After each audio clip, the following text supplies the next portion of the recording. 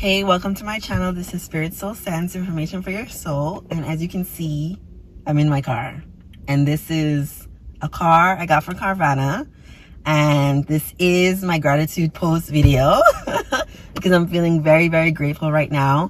But, you know, this is a channel where I talk a lot about lessons. And I wanted to share a lesson that I learned while I was buying this car. So the day I traded in my old vehicle ended up being a pretty emotional day for me. I was not expecting to be emotional about getting rid of my old car. You know, I try to practice non-attachment in my life, like on a daily basis. And so the fact that I was having an emotional reaction to letting my car go told me that I was very attached to it. At least to the meaning of it. And so I think my car represented like, settling. I mean, that's like the basic lesson I got there. My car had a lot of cosmetic issues. There were a lot of broken things. And I probably would not have gotten a new car if I didn't get in that car accident. And the idea of that, I think, is like what's shocking to me. Like, I should have got a newer car, but I felt like the car I had was great. You know, I've had it since I moved to the States, and it gets me from point A to point B. And even though a lot of things aren't working, it's fine, it's fine, it's fine. Like, I'm okay with it not working. So I cried when I had to, you know, give up my older car.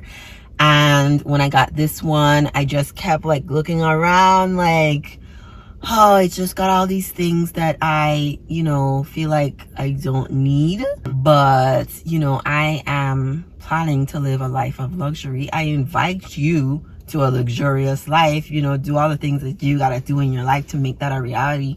And that's what this is. This is like a symbolic purchase of welcoming growth and wealth and luxury into my life. It's not a luxury brand, it's a Mitsubishi, which I think those are kind of rare, but I'm kind of rare. I mean, if you ask the right person. So I just had a really, really good experience buying this car, and I have really been reflecting on what it is, it means, it represents, how I've grown as a person. And really that's what these gratitude posts are about. It's just about a lot of growth and taking the time to pause and say, thank you, God, me, for working hard. Just pausing to like list all the wonderful things that are going right in your life. And so I am going to explain the process of Carvana. For those of you who are not familiar with my channel, there's always a lesson in something. But you know, if you came here specifically to hear about what it's like buying a car from Carvana, stay tuned because I'll get into that. But if you're just here to hear me, I want you to leave a comment telling me what you're feeling grateful for, and then you can stay and listen to what it was like going through Carvana.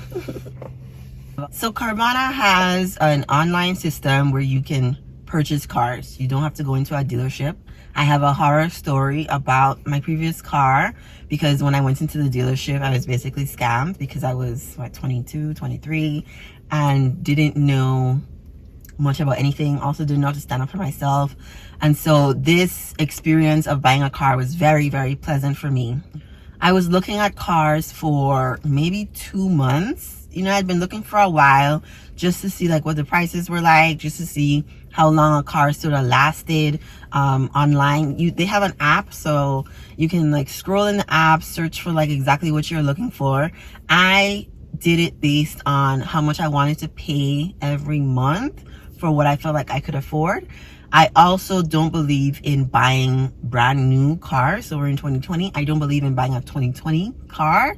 I don't think it's the best investment to buy a brand new car. So I am really all about not being in debt, and I just didn't want to be 20, however much like these new cars out here cost. I did not want that to be the amount of debt that I had to repay. So I basically told myself, like, I don't know, somewhere between 10 and 15,000 is what I think I can feel comfortable with. And then I put in how much I wanted to pay every month. I wanted to pay less than 300 a month. So that was my goal. And all of these cars popped up. I was looking for a sedan. And my sister actually bought a new car and she got an SUV, and so I was like, I could get an SUV too, I guess. Why not? It's bigger, it's nicer. Let me look into that. I might as well. So I looked up the prices of, SUVs, and also like Googled reliable SUVs. I felt comfortable with something like a Ford, or what else, a Chrysler, Chevy. I was fine with all of those. I don't think I'm not really into brands or brand names, so I wasn't really focused on that. I think I got narrowed it down to getting a Ford Escape, but then the app seems to load cars differently than the website. And so on the website, I had access to vehicles that weren't available yet. And so I ended up seeing like vehicles that were going to be available in 3 days or 21 days. Carvana seems to be very strict on their timelines. And so you have a limited amount of time after you've decided that you want to buy a vehicle to actually go through the whole process. I think because there are a lot of people looking at that same car too, and so they just want to move the process along. Like, if you're not really trying to buy a car, then hey, let's make it available for the next person. So instead of getting a Ford, I decided to stick with Mitsubishi because they had a really good SUV in the price point I wanted, with a year I felt comfortable with. And that was that. I submitted a whole bunch of forms online because you have to like sign your life away. You don't have to sign your life away, but there is quite a bit of paperwork online that you do to say that you are you. And then you do get a credit check when you're applying for a loan through them. I did a loan through Carvana, and everything was pretty smooth there. I owned my car, so I already had like my title and all that information available. And then when you can decide like when you want to set up going to pick the car up. And so I decided to pick the car up instead of them coming here. I don't know. I didn't really think that one through. I don't know. Why did I go to pick it up? I don't know. I felt fine picking it up because, yeah, I just wanted to go there and pick it up. So I think maybe it's an extra fee for them to deliver the car, but they would deliver the car to you. And I went to their place. Inside looked like a startup. I'm not insert a video or a picture for you to see. Like, it looked like a startup, like just concrete everywhere, really decorated. And when I went in there, my car was not ready. They said they were doing emissions test checking. And so I said, how about I just come back? So they called me when they were ready, which was like 2 hours later. Which I'm a very patient person, so it's really no big deal to me. I work from home sometimes, so I'm very flexible and available. So that's not a problem for me. I know for some other folks it might be a problem. So maybe it would be best to like call ahead and find out if they're ready, or maybe this was just an Atlanta Carvana thing. I don't know. So when my car is actually ready, they have it like parked out front. My agent, I guess you could call her, or salesperson, I don't know. Very young people, very kind people. They had a notary right there, so that when I was filling out paperwork, like, it was very easy to just complete everything there. And went over like all the aspects of the car with me. I went for a test drive, and everything was like really, really great, really, really easy. I got the car the 24th, I think. This was when my car didn't require a down payment. So my first payment isn't technically due until the end of March. The lady told me like that's a question a lot of folks ask. Like, I was ready to pay my first payment there. So I, all in all, would definitely recommend Carvana, especially if you're an introvert and you don't want to deal with pushy salesmen. trying to sell you something or pressuring you into something, even if you're like really good at saying no. I just don't like that type of energy. Do you know what I mean? I just don't want to have to deal with it. You have 7 days to decide if you really want the car.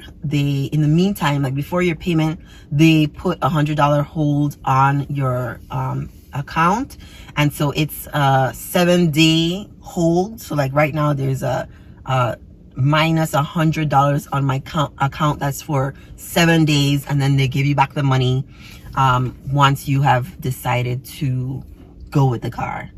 And then your first payment will be your first payment, whichever official date you have.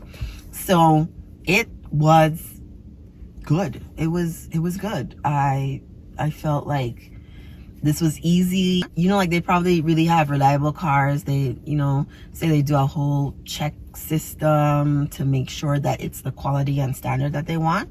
I think that's the case because the car I have, I mean, it hasn't even been a week, but the car I have, you know, seems to be, maybe it's just so much better than my last car.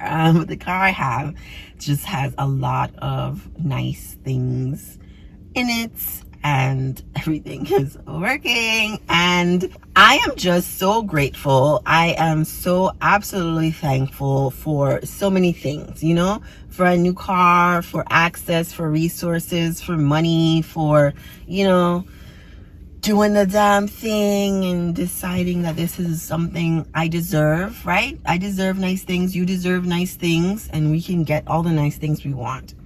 So what was your experience like getting a car from Carvana? Let me know. Or if you have a question about something I didn't cover, I'm available to answer some questions. Thank you for watching.